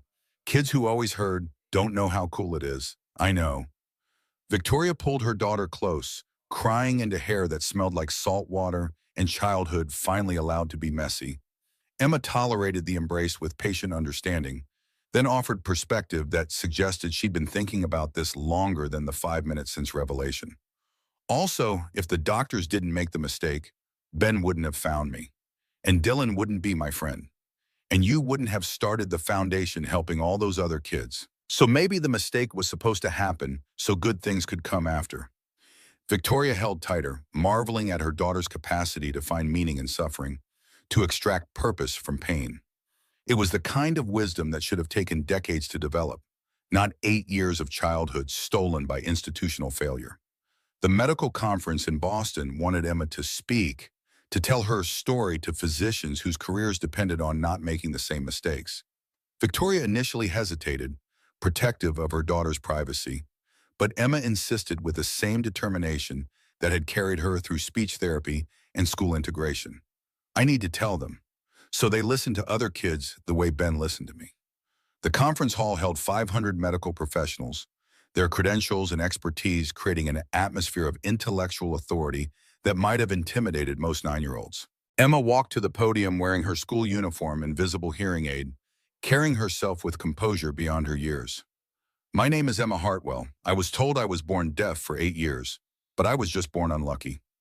The room went still, medical professionals recognizing a case study they'd read about taking human form. Emma continued, her speech clear enough that only someone listening for hesitation would notice the careful way she formed certain sounds. I tried to tell people my ear hurt. I drew pictures. I signed. I did everything I knew how to say pain. But everyone looked at me and saw deaf. They didn't see hurting. They didn't listen. She paused, making eye contact with audience members in the way her speech therapist had taught her. One person listened, not a doctor, not someone with letters after his name, just someone who paid attention. Ben saw pain when everyone else saw disability. Ben sat in the back row, uncomfortable with attention, but present because Emma had asked.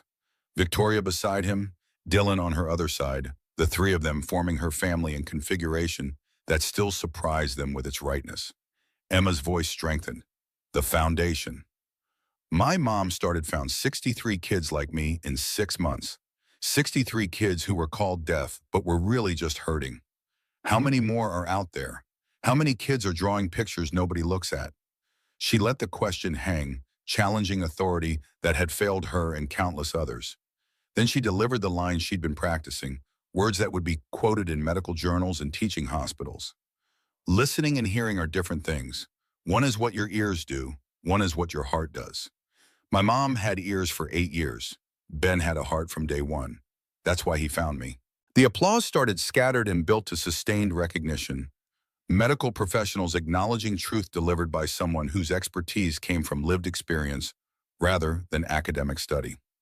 Emma stepped back from the podium and found Victoria's eyes across the crowded room, seeking approval she'd already earned 1,000 times over. Later, medical students surrounded her with questions. How did it feel when you first heard sound? What helped most with speech development?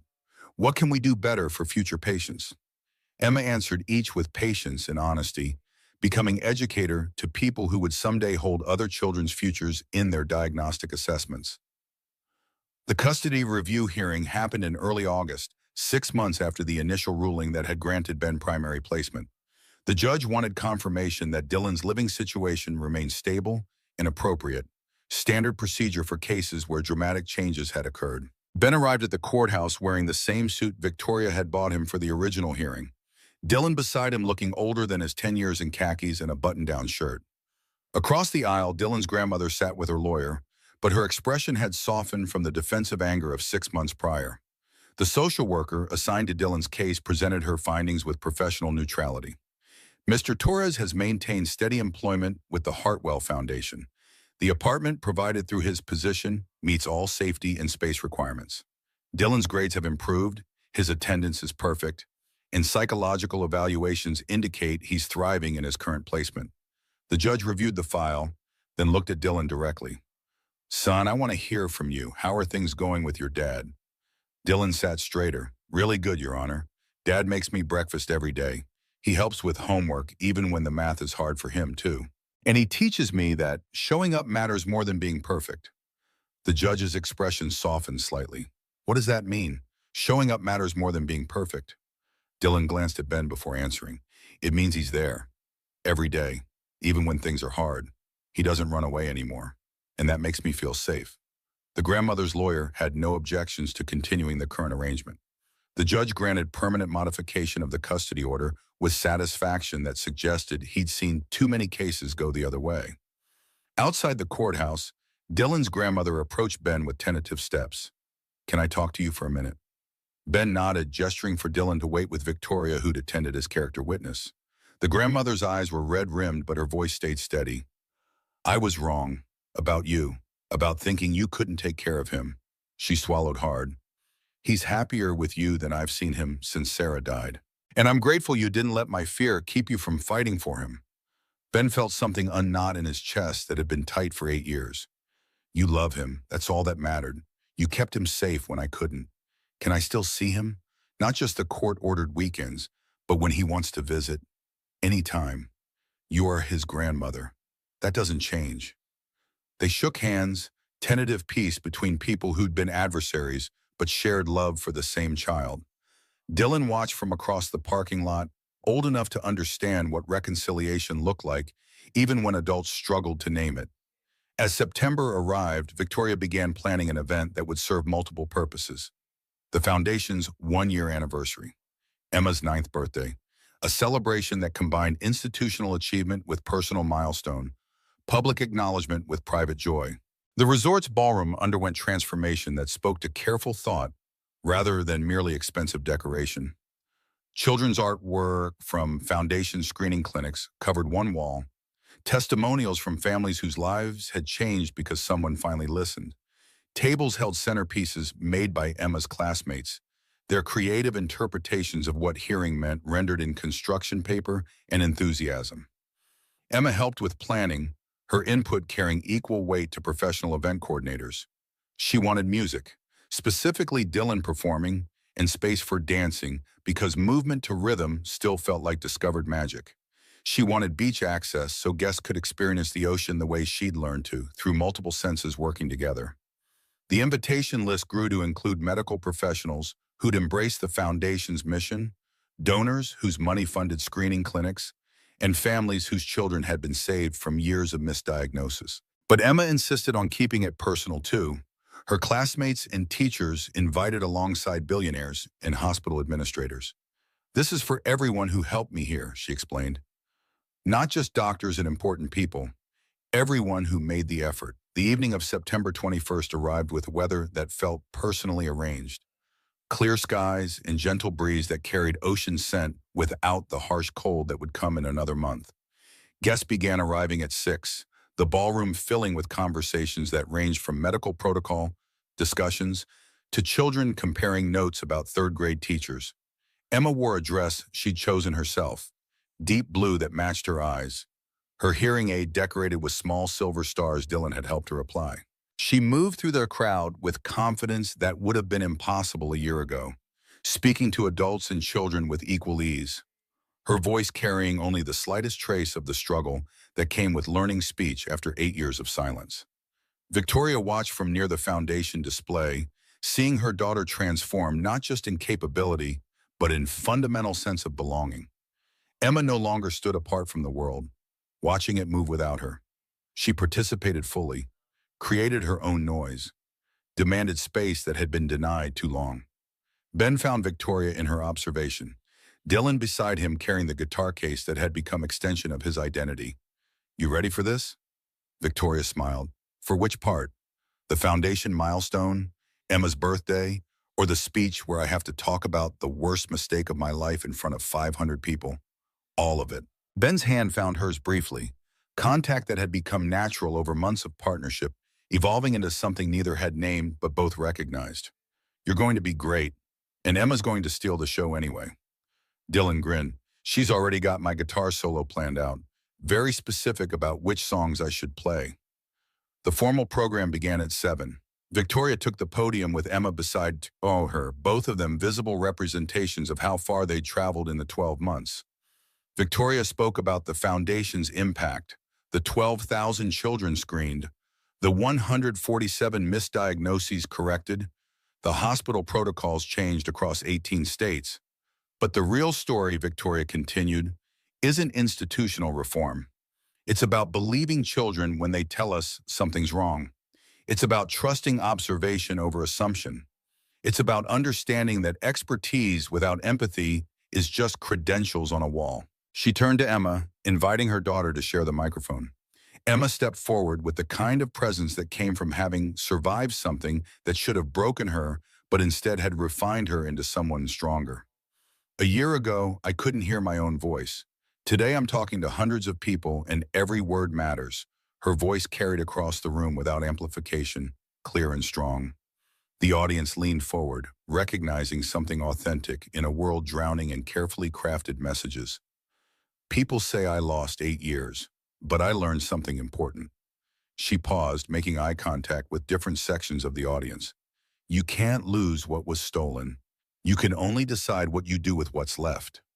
Victoria's breath caught, hearing her daughter articulate philosophy that had taken Victoria months to develop through therapy and soul-searching. Emma continued, "The doctors were wrong. My mom was scared. Everyone made mistakes. But one person," she turned to find Ben in the crowd, refused to walk away. "Ben taught me that sometimes the most important thing isn't knowing everything. It's caring enough to look closely." She gestured for Ben to join her on stage. He shook his head, uncomfortable, but Emma's insistence brooked no refusal. Finally, he stood and walked to the podium, feeling 500 pairs of eyes tracking his movement. Emma reached for his hand the way she always did when she needed grounding. "This is the person who saved me. Not because he's smart or important, because he showed up, because he listened, because when it was easier to look away, he looked closer." She turned back to the audience. The foundation helps kids get heard. But it started because one person heard me first. That's what heroes do. They pay attention when everyone else stops caring. The applause built slowly, starting with Emma's classmates and spreading through medical professionals and donors and families whose lives had intersected with this story. Ben stood awkwardly, accepting recognition he'd never sought, while Emma beamed beside him and Victoria fought tears that came from pride rather than guilt for the first time in a year. After the formal speeches, the evening shifted to celebration. Dylan sat up near the windows overlooking the ocean and began playing, his fingers moving through melodies he'd composed specifically for tonight. Emma danced with her classmates, her movements uninhibited in ways that spoke to finally being comfortable in her own experience. Victoria found herself pulled into conversations with donors and medical directors, each interaction reinforcing that the foundation had become something beyond redemption for her personal failures. It was real institutional change, preventing suffering for children she'd never meet, transforming one family's tragedy into protection for thousands. But eventually she extracted herself and found Ben on the terrace where they'd stood so many times before. The ocean maintained its rhythm beneath stars that blazed in unpolluted sky, indifferent to human drama, but constant in ways that felt comforting. "Hell of a year," Ben offered. Victoria laughed, the sound carrying genuine amusement rather than bitter irony. "That's an understatement. 12 months ago, I thought I knew everything about my daughter. Turns out I knew nothing that mattered. You knew you loved her. That matters." Victoria turned to face him directly. "What is this? Us, I mean. We've been dancing around it for months. Partnership? Friendship? Something else?" Ben's expression remained thoughtful. "Whatever you're comfortable with. I'm not in any position to make demands. What if I wanted it to be more than partnership?" The question hung between them, weighted with implications neither had fully explored. Ben's hand found hers, tentative contact that suggested possibility without demanding immediate answers. "Then we take it slow, figure it out together. Dylan comes first for me, Emma for you. But maybe there's space for us to build something alongside that, if you want. Victoria squeezed his hand, accepting terms that left room for fear and hope to coexist. I want. I'm just not entirely sure what that looks like yet. Neither am I, Ben admitted. But I've learned that sometimes not knowing is okay if you're with someone who's willing to figure it out together.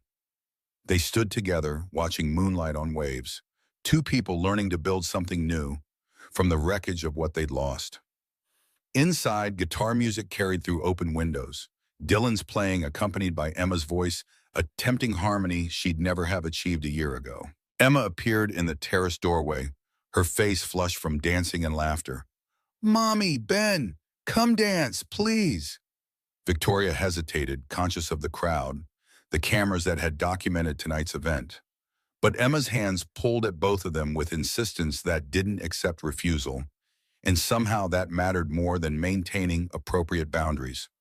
Yu, there are people watching. Important people. Emma's response carried the kind of clarity that came from 8 years of being watched but not seen. So let them watch me being happy. That's what tonight is for. Victoria felt something shift in her chest, the last resistance to fully embracing joy collapsing under her daughter's simple logic. She took Emma's hand and Ben's and let herself be pulled back inside where Dylan had started playing something upbeat that demanded movement. The three of them danced with abandon that would definitely appear in tomorrow's coverage. Billionaire CEO and maintenance director and child who shouldn't have been able to hear the music but was creating her own rhythm anyway. Dylan captured it on his phone between guitar phrases, preserving the moment when formality gave way to genuine celebration. Later, much later, after guests had departed and cleanup crews had restored the ballroom to its default elegance, the four of them sat on the beach in evening clothes inappropriate for sand and salt water. Emma had convinced everyone that birthday cake should be eaten on the beach at midnight because rules about appropriate behavior were less important than creating moments worth remembering. Dylan strummed his guitar softly, playing melodies that mixed with wave sounds into something that felt like soundtrack for their particular kind of found family. Emma leaned against Victoria, her energy finally depleted after hours of being the center of attention. "Best birthday ever," she announced to the ocean and the stars and anyone who might be listening. Victoria kissed the top of her daughter's head. "I'm glad, Yu. You deserve 1,000 more just like it." Emma was quiet for a moment, then spoke with the kind of profundity that sometimes emerged when children were tired enough to bypass their filters. "I'm glad I was late to hearing. If I'd always heard, I wouldn't know how special it is. I wouldn't have met Ben and Dylan. Mom wouldn't have started the foundation. All those other kids wouldn't have been helped." Dylan stopped playing, struck by the observation. "So you're saying the bad thing had to happen so the good things could come after?" "Not had to," Emma corrected. "Just did. And we get to choose what we make from it." Ben and Victoria exchanged glances across the children, both recognizing wisdom that had taken them decades to approach and their children had somehow internalized through sheer necessity of survival. The ocean rumbled its endless commentary, waves that Emma could finally hear creating percussion for a life that shouldn't have been possible, according to expert consensus, but existed anyway because one person had trusted observation over authority. Victoria pulled her daughter closer, Ben's arms settling around her shoulders with familiarity that suggested they'd been building toward this configuration for longer than either had consciously acknowledged. Dylan pressed against Ben's other side, his guitar quiet now, all of them watching moonlight dance on water. Emma spoke once more before sleep claimed her voice carrying the drowsy certainty of children who'd learned to survive what should have broken them. "The best sound isn't music or ocean. It's people you love saying they won't give up on you. That's the sound of hope. Everyone deserves to hear it." The words settled over them like blessing, simple truth that contained everything that mattered. Victoria felt Ben's hand tighten on her shoulder, felt Emma's steady breathing against her chest, heard Dylan's quiet agreement hummed in melody, too soft for words.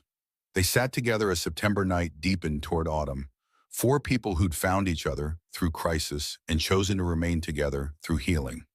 Not because blood or obligation demanded it, but because they'd learned that family meant showing up even when it was hard, listening even when silence was easier, believing even when everyone else had stopped looking.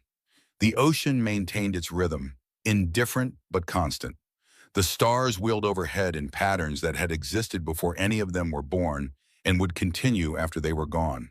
And in that moment, with guitar and waves and breathing and hope all creating symphony from what had been silence, they understood something fundamental about human resilience.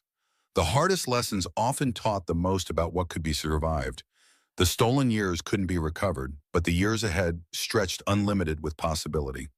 And sometimes, if you were lucky enough to find people who refused to walk away, being late to hearing meant you appreciated every sound like the miracle it actually was. Emma slept peacefully in her mother's arms, her dreams full of music and laughter and voices that belonged to people who'd fought for her right to hear them. Victoria held her daughter and let herself imagine futures that extended beyond guilt and fear into something that might eventually resemble peace. Ben sat with his son close and his heart full of gratitude for second chances he'd thought were gone forever. Dylan played quiet melodies for an audience of stars and family, his music speaking what words couldn't quite capture about belonging and home and the particular kind of love that chose you rather than being assigned by biology. And the ocean, ancient and impartial, bore witness to their small triumph over institutional failure and human error, its waves applauding in the only language that transcended all others, the sound of life continuing despite everything that tried to silence it.